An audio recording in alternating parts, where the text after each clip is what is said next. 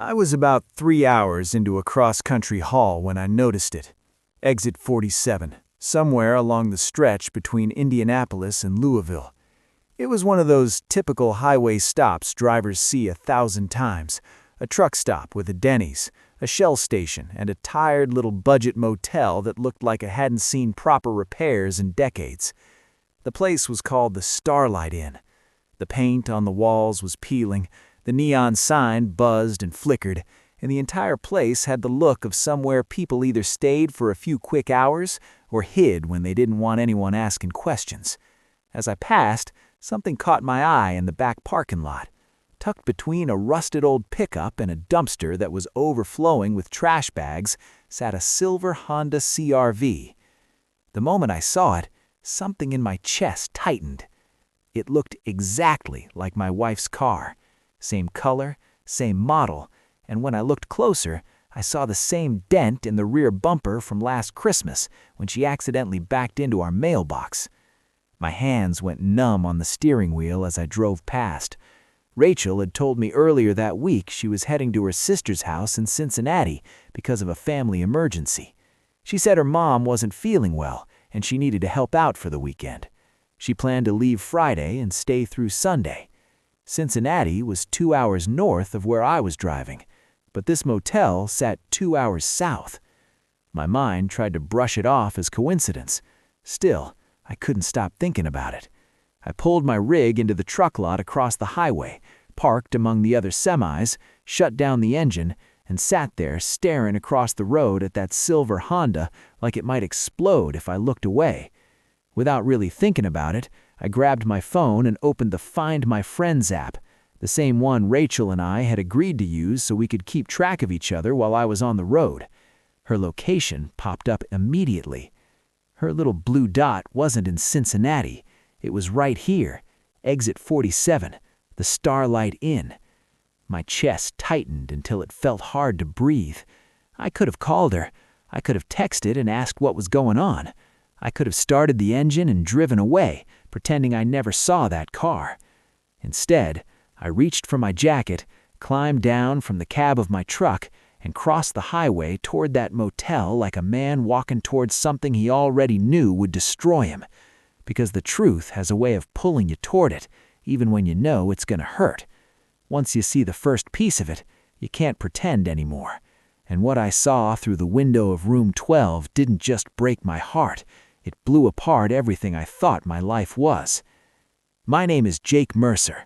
I'm 39 years old, and I've been driving trucks for 17 years. Long-haul, cross-country routes that stretch from one coast to the other. The kind of work where weeks disappear before you even realize it. I've driven almost every mile of Interstate 70, I-80, and I-40. I know which truck stops have the best showers and which roadside diners still serve coffee strong enough to keep a driver awake through the night. Trucking isn't glamorous. It's lonely.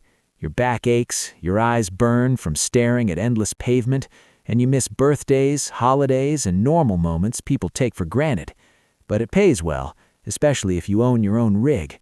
Back in 2019, I bought my Peterbilt 579 outright.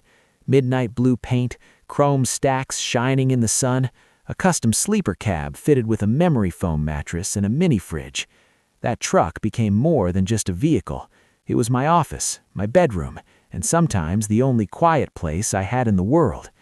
For the last 15 years, it was the machine that kept my family financially stable. Rachel and I got married young. I was 24 and she was 22. High school sweethearts who believed love could handle anything life threw at us. We bought a small house in Terre Haute, Indiana. Nothing fancy. 2 bedrooms, a yard that needed mowing every week, and a mortgage that demanded its payment every month whether life was easy or not. Rachel worked part-time at a dental office while I spent most of my life behind the wheel of a truck. Somehow we made it work. At least that's what I believed. The problems started quietly. At first, it was just little comments. "You're never home," she'd say. "I'm working," I'd answer. "Somebody has to pay the bills." "I know, but it's lonely here." I'd promise to take shorter routes, maybe switch to local hauling so I could be home more often. But local routes didn't pay the same, and the bills didn't shrink just because you wanted more time at home. So I kept driving long distances, and she kept spending nights alone in that house. Looking back now, I can see how the distance between us slowly grew, not just miles on a map, but emotional distance too, the kind that widens little by little until suddenly you realize you're standing on opposite sides of something too wide to cross. At the time, though, I didn't see it. I saw a tired wife who needed patience and understanding. 3 weeks ago, Rachel called me while I was hauling a load of auto parts through Ohio. "Jake, I need to go to Cincinnati this weekend." "What's going on?" "My mom isn't feeling well. Sarah called me and said she needs help." Sarah was Rachel's older sister. She lived in Cincinnati with her husband and their 2 kids. "How serious is it?" I asked. "I'm not sure yet," she said. Sarah sounded worried. "I think I should go up there Friday and stay through Sunday." I checked my schedule. I was supposed to pick up a shipment in Louisville on Saturday, which was practically on the way. "You want me to swing by?" I asked. "No," she replied quickly. "You've got work. I'll be fine. I'll call you when I get there." "All right, drive safe." "I will. Love you." "Love you too." The call ended, and I didn't give it another thought. Friday afternoon, I was hauling furniture from a warehouse in Indianapolis down toward a distribution center in Nashville. The route took me south along Interstate 65, cutting through the middle of Indiana. The sun hung low in the sky, painting the highway in warm golden light.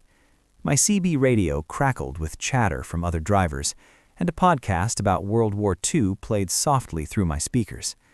I wasn't thinking about Rachel. I was thinking about my delivery schedule and whether I'd make it to Nashville before the warehouse closed.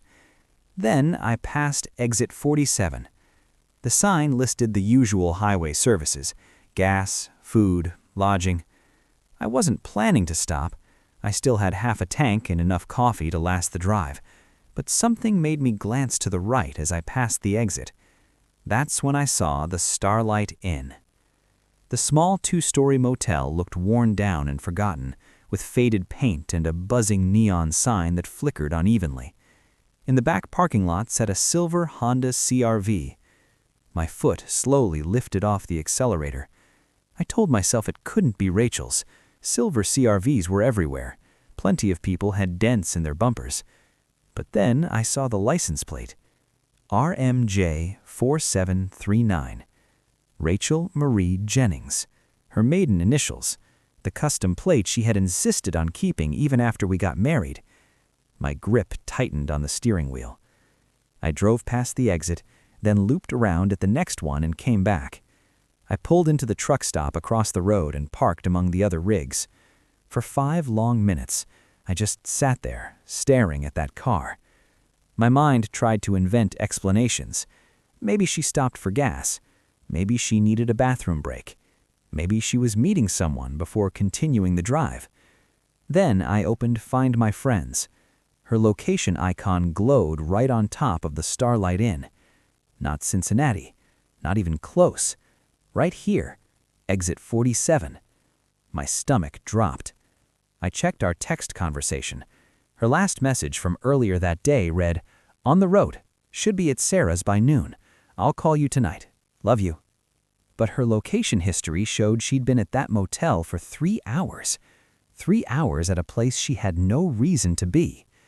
I called her. The phone rang 4 times and went to voicemail. "Hey, it's Rachel. Leave a message." I hung up and called again. Voicemail.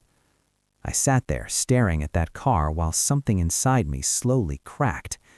Eventually, I climbed down from the truck and walked across the lot toward the motel. The humid air clung to my skin as trucks roared past on the highway behind me. The motel had 12 rooms, all ground floor, doors facing the parking lot. I walked past room 1, room 2, room 3. Her car sat directly in front of room 12. I stopped outside the door. The curtains were closed, but a narrow line of light showed through a small gap. I could hear voices inside, a man laughing, then Rachel laughing too. That laugh I had known for 15 years. My hand moved toward the door handle, but I hesitated. Was I really about to burst in there? At that moment, the curtain shifted slightly, like someone walking past the window. I stepped to the side and carefully looked through the narrow opening. And that's when I saw them. Rachel sat on the edge of the bed wearing a red dress I had never seen before. It was fitted and elegant, the kind of dress she used to wear when we first started dating. Standing near the television was a man in his mid-40s, wearing jeans and a button-down shirt, dark hair touched with gray at the temples. He held a bottle of wine and was smiling at her. She laughed while he poured her a glass. Their fingers brushed briefly when she took it. Then he leaned down and kissed her. She kissed him back. My vision blurred and the world went quiet except for the pounding of my own heartbeat. I stepped away from the window, my hands shaking. Every instinct in my body wanted to kick the door open and drag him outside. But another voice inside my head spoke calmly. Don't react. Document. I pulled out my phone and started recording. For 2 minutes I filmed through the window. Rachel laughing, the man touching her arm, the wine glasses, the bed. Then I filmed the door number, room 12. I recorded her car and the license plate. I even filmed the motel sign and the address on the office window. After that, I walked back to my truck, climbed into the cab and sat there staring at the footage. I didn't cry. I didn't call her. I saved the video in 3 different places and began making a list. I didn't sleep that night. I parked at another truck stop 20 miles down the road and kept replaying the video on my phone, like my brain was trying to prove it wasn't real. Every time it played, the truth stayed the same. Around 2 in the morning, my phone buzzed. Rachel. Hey babe, made it to Sarah's. Long drive. I'm exhausted. Going to bed. Love you. I stared at that message for a full minute. Then I typed back. Me. Glad you made it safe. Love you too. I hit send and felt absolutely nothing. The next morning I called a lawyer. His name was Tom Bradshaw, a guy who helped a friend of mine through a brutal divorce a few years earlier. Tom was in his 60s, former military, the type of man who spoke directly and didn't waste time. Tom Bradshaw speaking. Tom, this is Jake Mercer. I need help. What kind of help? The kind where my wife is cheating and I have video proof. There was a short pause. Can you come into my office today? I'm on the road. I can be there Monday. Monday works. Bring everything you've got. I ended the call and kept driving. I made my delivery in Nashville, unloaded the furniture, and signed the paperwork. The entire time I felt like I was operating on autopilot. Rachel texted several times that day, giving updates about her mother and saying she might stay an extra day. I responded normally, like nothing had changed. Sunday night, she called. Hey, I'm driving home tomorrow morning. Should be back by noon. Sounds good, I said. How was your haul? Fine, uneventful. Good, I missed you. I closed my eyes for a moment. Missed you too. We hung up, and I lay in the sleeper cab staring at the ceiling, wondering how long the lies had been going on. Monday morning, I walked into Tom Bradshaw's office carrying a folder packed with evidence, photos, video recordings, screenshots of her location history, and text messages that didn't match where she had actually been. Tom watched the video, once, then he sat down his phone and looked at me. How long you been married? 15 years. Kids? No. Property? House, joint mortgage, my trucks, and my name. He nodded. Indiana's a no-fault state. Adultery doesn't affect the divorce itself, but it can affect alimony and asset division if you play it right. I don't want to play it right, I said. I want to bury her. Tom leaned back. Burying people is expensive and messy. You sure that's what you want? I thought about that video. Her laugh, his hands on her. Yeah, I said. I'm sure. Tom smiled. All right, let's get to work. The first step was simple. Don't let her know I knew. Tom called it strategic patience. You confront her now, she lawyers up, gets defensive, hides assets. You wait, gather more evidence, and control the narrative. So I waited. I came home Tuesday night like nothing was wrong. Rachel was in the kitchen making dinner. She smiled when I walked in. Hey, how was the road? Long, I said. Good to be home. She kissed me. I kissed her back, and I felt absolutely nothing. We ate dinner, watched TV.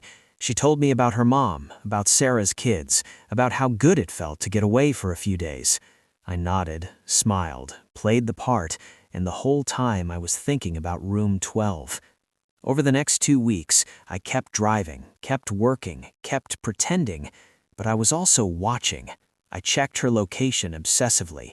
Most of the time, she was where she said she'd be. Work, home, the gym. But twice she wasn't. Once, she said she was meeting a friend for lunch. Her dot showed her at a different motel, different exit, same story. Another time, she said she was shopping. Her dot was at a hotel in Bloomington. I didn't confront her, I just documented it. Photos, screenshots, timestamps. Tom told me to get financial records, so I did. I pulled our joint bank statements, started noticing charges I hadn't seen before, restaurants I'd never been to, hotels I'd never stayed at, cash withdrawals that didn't match her story. She was using our money to fund her affair. That's when the anger turned cold. Tom filed the divorce papers on a Thursday. I wasn't home when she got served. I was 3 states away, hauling electronics to Denver. She called me hysterical. "Jake, what the hell is this?" "What's what?" "Divorce papers. Someone just showed up at the house and handed me divorce papers." I kept my voice calm. "Yeah, I filed." Silence. "You what?" "I'm divorcing you, Rachel." "Why? What did I do?" I almost laughed. "You really want to do this over the phone?" "Jake, I don't understand. We can work this out. We can go to counseling." "I saw you," I said. The line went dead quiet. "What?" "Exit 47, the Starlight Inn, room 12. I heard her breath catch. "I don't know what you're talking about." "Yeah, you do." "Jake, I've got video, Rachel. I've got photos. I've got your location data. I've got bank statements showing you spending our money on hotel rooms." Her voice cracked. "You've been spying on me." "I've been paying attention," I corrected. "There's a difference." She started crying. "Jake, please, it's not what you think." "It's exactly what I think. Can we just talk face to face?" "No," I said. "Talk to your lawyer." I hung up. Her lawyer called Tom the next day.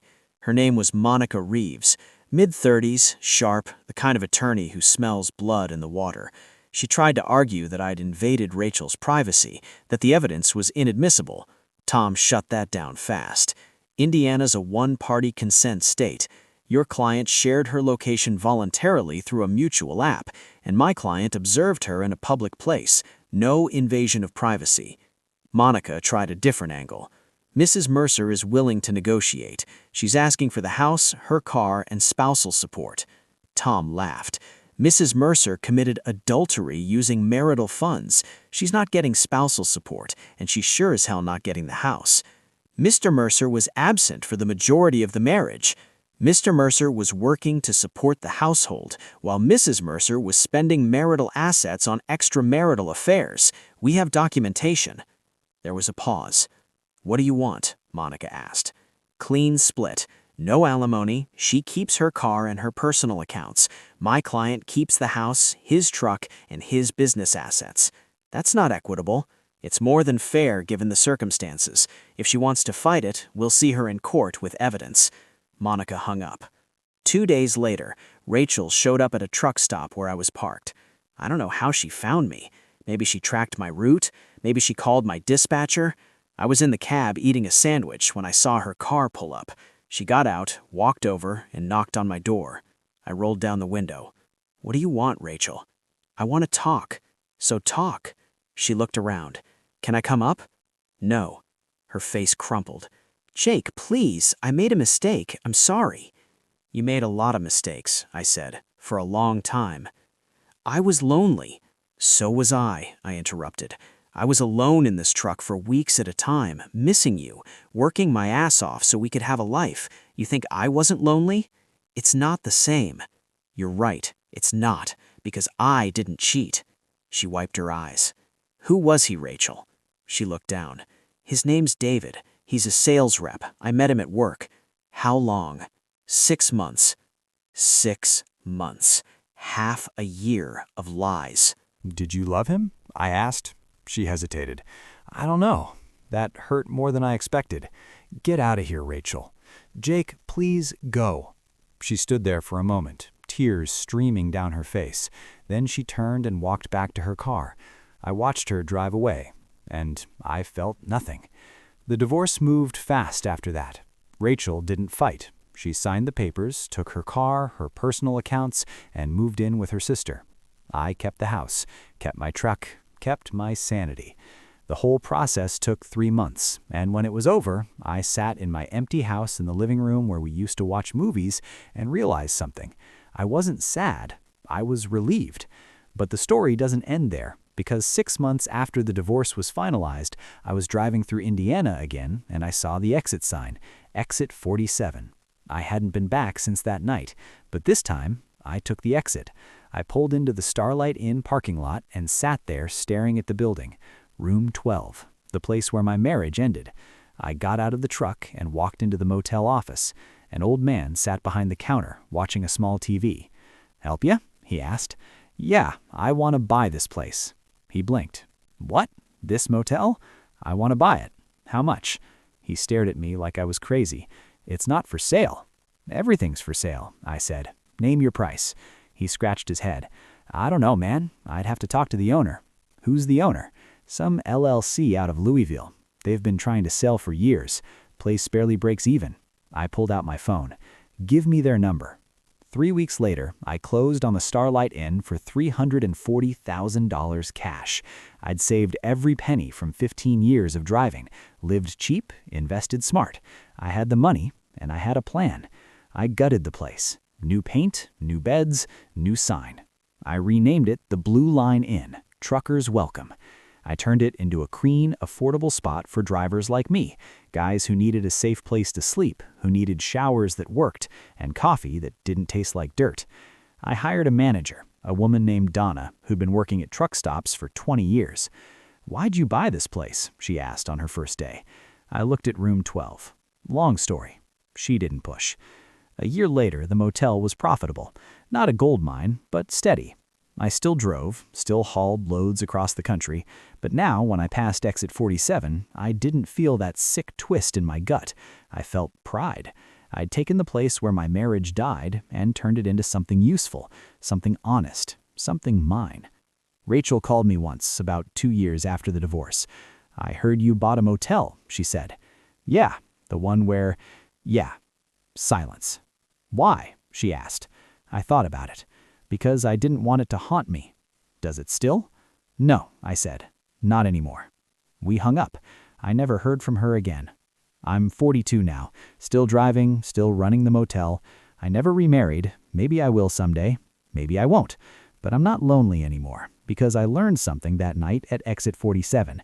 You can't control what people do to you, but you can control what you do with it. Rachel thought she was building a new life in room 12. What she actually did was hand me the blueprint for mine. If this story hit you, comment Exit 47. If you've ever been betrayed, if you've ever turned pain into power, if you've ever taken the place where you lost everything and made it yours, this one's for you. Hit subscribe, because the best revenge isn't destroying what hurt you, it's owning